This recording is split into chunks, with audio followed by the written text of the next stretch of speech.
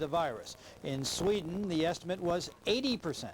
The problem has spread worldwide. Elaine and John?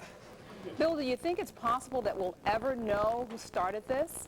Well, there have been people who are considered responsible for previous viruses who have been arrested and prosecuted. So I'm sure that given the disruption that this one caused, it's going to be a rather high priority on the part of law enforcement officials. Okay, thank you very much, Bill Lambdin, reporting live from the newsroom.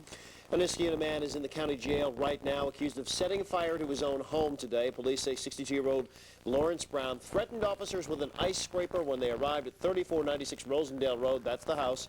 They took him into custody on charges of menacing and resisting arrest, and say that while he was in custody, he then admitted that he did set the fire. He's being held on $10,000 bail. A 19-year-old Queens woman will spend 6 months in jail for her third DWI conviction. Amy Farr was sentenced today. She pleaded guilty in March to driving while intoxicated when she crashed a car in Selkirk late last year. 5 passengers were injured. In addition to the 6 months in jail, Farr will also spend 4.5 years on probation. A man who used to work at a school for boys has been indicted on more than 100 child pornography charges. And that story tops our county-by-county report tonight. Daniel Lynch worked at the Berkshire Farm School for Boys in Canaan. He was arrested after sending his computer to a repair shop to get some work done. The technician there found some questionable material, then called in police. Today, a Supreme Court grand jury in Columbia County handed up a 133-count indictment. 2 counts accuse him of endangering the welfare of a child. The other 131 accuse him of having child pornography. Lynch remains free on bail tonight. Seeing sunset at 7:59 p.m. and mostly cloudy, we'll call it, but still mild, 66 early this evening. And we are tracking some showers over the past 12 hours. Again, obviously a dry day today, but a scattering of showers pushing into western and central New York State as well as Pennsylvania. Some of the leading edge of the showers are pumping into some very dry air and drying out before reaching the ground. But in any event, as the night progresses, we'll see an increased chance of some rain showers. These showers being caused by a warm front that marks a leading edge of even warmer air and a little bit more humid air coming our way that will boost our temperatures to 80-ish for the weekend. We'll have more in the forecast in a few minutes. Guys? Thank you, Bob. Thanks, Bob. I love this next story. Kind of amazing what you could find just hanging on the walls of a college dormitory. This 1919 painting of a Roman woman had been given to Russell Sage College in Troy way back in 1957. It's been simply hanging there in a dorm lounge for about 40 years now, but yesterday it netted $335,000 at Sotheby's in New York City. Its value was first identified by an appraiser hired to take inventory of the college's collection of artwork and antiques. A former professional basketball player, is sharing his expertise with this week's Rogers Heroes. We'll have that story at 5:54. And rumors of a royal reconciliation may not be too far off. We'll explain at 5:43, and we'll hear from Bishop Howard Hubbard of the Albany Catholic Diocese as he remembers Cardinal John O'Connor. This News Channel 13 Live at 5:30 continues. Live, local, late breaking, with Elaine Houston and John Gray. This is News Channel 13, live at 5:30.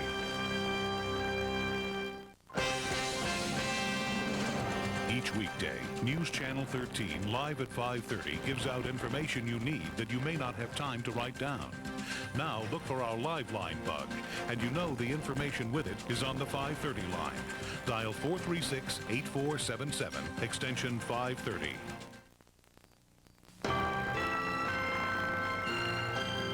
Check out News Channel 13 online with MSNBC and NBCIN. Big changes coming to one Warren County community, the city of Glens Falls, unveiling a new master plan tonight. Mark Mulholland is live in Glens Falls. And what are the changes, Mark? Well, Elaine, this is that master plan that the city will unveil at a public meeting later on tonight. It's essentially a roadmap for this city to thrive and prosper in the next century.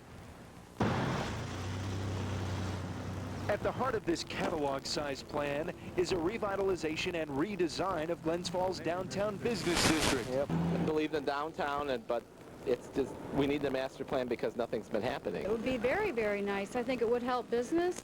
Many of the sweeping changes could take years and millions of dollars to accomplish. Mr. Bruno is very big on putting money into Rensselaer County, and Mr. Bruno was born here in Glens Falls. Let's have Mr. Bruno give us the money. Mr. Woodward talking about Senate Majority Leader Joe Bruno. Now, John and Elaine, take a good look at this intersection near the Glens Falls Civic Center, because by this time next year, this streetscape in Glens Falls could be changed dramatically. All right, thank you, Mark Mulholland, live in Glens Falls, where things are happening up there. On to national news now. Thousands are mourning the loss of John Cardinal O'Connor. He died last evening after a battle with brain cancer. Today, the mourners gathered down at St. Patrick's Cathedral in New York City. O'Connor was known for his compassion and for his staunch support of the positions of the Catholic Church.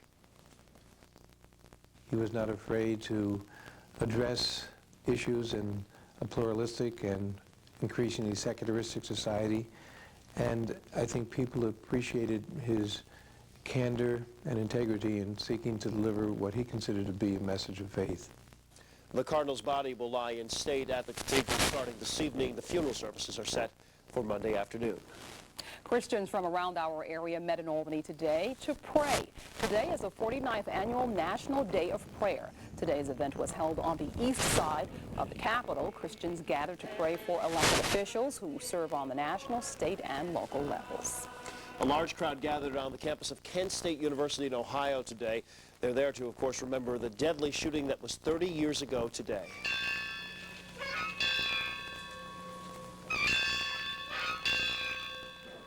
That is the victory bell, and it's tolled at the exact moment that the Ohio National Guard opened fire, trying to contain some unruly Vietnam War protests and students. The bell rang 15 times. That's once for each of the 13 students killed or wounded on the campus, and for the 2 students who were killed 10 days later at Jackson State University.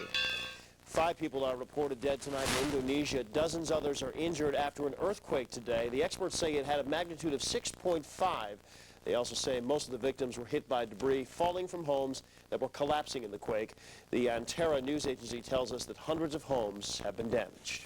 In Puerto Rico, a year-long protest over a Navy bombing range has ended peacefully. Federal agents removed and detained some of the protesters who were at the gates of the range of the Vieques Island early this morning. More than 300 protesters had been squatting in 14 camps on that range. The protesters started after a civilian security guard was killed by a wayward bomb last year. Prince Andrew says he may be getting married again to his ex-wife. He made the admission in a recent interview in the magazine The Tatler. The prince and ex-wife, Sarah Ferguson, have been living together for the last 3 years, fueling speculation about a possible remarriage. Andrew says if it happens, they are determined not to make, quote, a nonsense of it again. The Duchess of York added, if it should happen, great. And now let's go to Ed with a look at what's coming up on News Channel 13 live at 6. Hi, Ed. Hi, Elaine. Tonight at 6, a close-up look at sandhill crane, a rare bird to make a visit to our area. Steve Scoville will take us on a back road trip for that story at 6:28. New York State's budget battle came to a sweet end today, quite literally. More on that at 6:05. And a student injured in the tragic Columbine High School shooting in Colorado is in our area tonight to talk about her experience. John Allen will have a live report on News Channel 13 live at 6.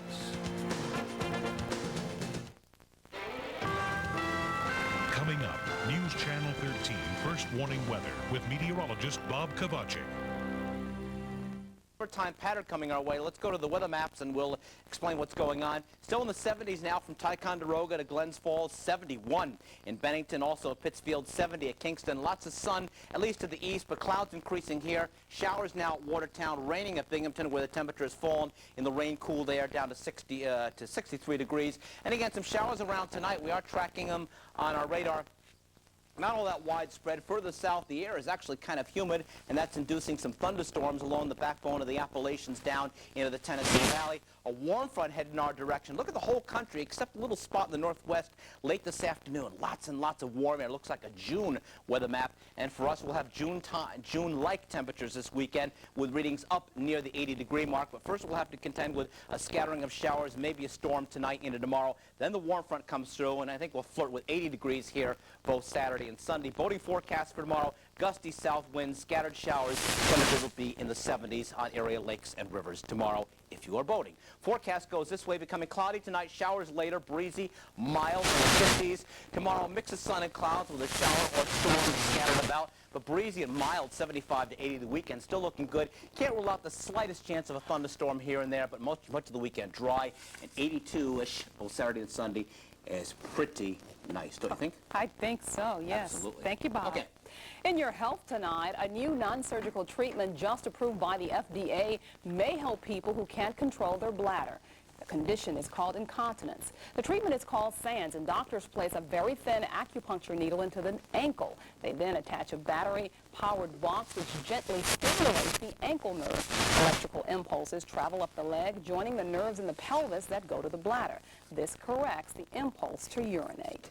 And you may be doing more harm than good when you take vitamins. According to the Institute of Medicine, high levels of vitamin C can cause diarrhea, while mega doses of vitamin E can cause excessive bleeding.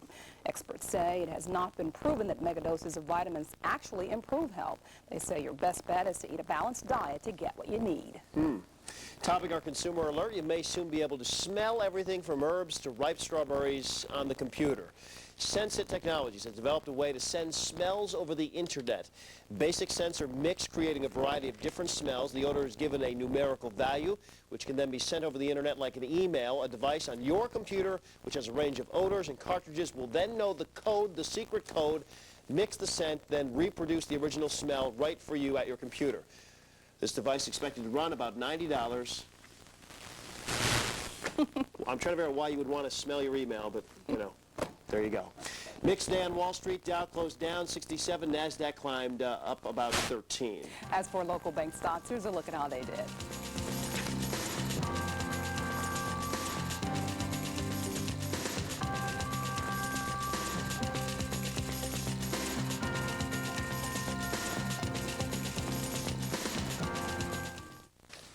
Big change in store for one of music's top record labels. Clive Davis, founder and president of Arista Records, or Arista Records. I always call it Arista, leaving the company on July 1st. He says he's leaving because the company's mandatory retirement age is kicking in at 60. He's 67. However, I guess it didn't kick right in at the time. Arista's owner says they were more concerned about getting his eventual successor in place. That person is Antonio L.A. Reid, currently chief of LaFace Records. The 25th anniversary of Arista's special airs a week from Monday on NBC. Ooh.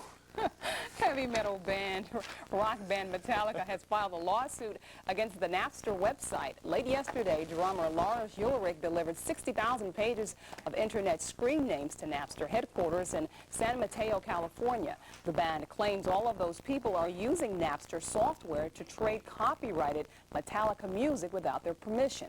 Napster's lawyers say they are reviewing the names and will take appropriate action. They also say that it would have been easier for them if the band had delivered the names in a computerized form rather than on paper.